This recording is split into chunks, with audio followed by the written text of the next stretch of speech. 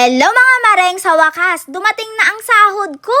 Tara, kunin natin kay Garda dahil tinawagan na niya ako. Ibig sabihin, diniliver na ang sahod ko. At eto na nga, buti na lang, dumating na. Kasi nga, ilang araw na ako naghihintay talaga. Ang kaso mareng, nagtaka ako bakit may kaltas na 2,000 yung sahod ko. At eto nga, tinranslate ni Garda, meron pala akong medical kaya kinaltas na yung 2,000. Hay, akala ko pa naman buo yung sasahurin ko ngayon. Kwintado ko pa naman na maring kung ilan yung matitira sa akin. Tapos ngayon yung babawasan na naman ng 2,000, di lalong liliit.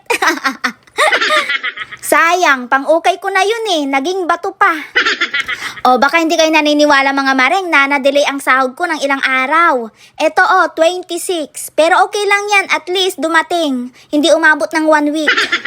Kahapon ko pa ito hinihintay kasi nga Lunes kahapon kaso hindi dumating. Magsasabi na sana ako ngayong araw, buti na lang dumating na.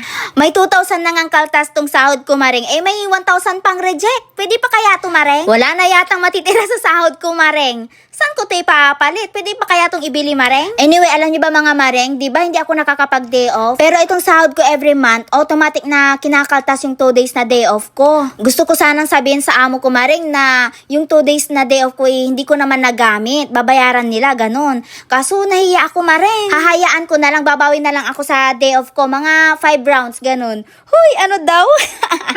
Tumatawag na ako sa pamilya ko neto para ipaalam sa kanila na sumahod na ako. Magpapadala na ako ng pera sa kanila. Uy, sana all. Mapapakamot tala ako sa ulo mareng dahil magbabayad din pala ako ng utang. Utang is life nga ni. Tignan nyo tong orchids ko mareng. Nauubos na yung dahon pero yung bulaklak fresh na fresh pa rin. At nakita ko nga yung salarin mareng. Ayan siya Ang sarap ng tulog kasi busog na busog. Buti na lang talaga sumahod na ako. Kung hindi, ulam ka sa akin. Sorry! Bago pa maubos itong mga dahon, ibabalik ko na dito sa basement kung saan ko inaalagaan. Kasi baka mamaya gumanti yung mga kasamahan nun at ubusin itong mga dahon. At dahil bagong sahod ako ngayon mareng, lalo akong sinipag. Ewan ko ba, kanina pa ako nagkukuskus hindi ko nararamdaman yung pagod. Amazing!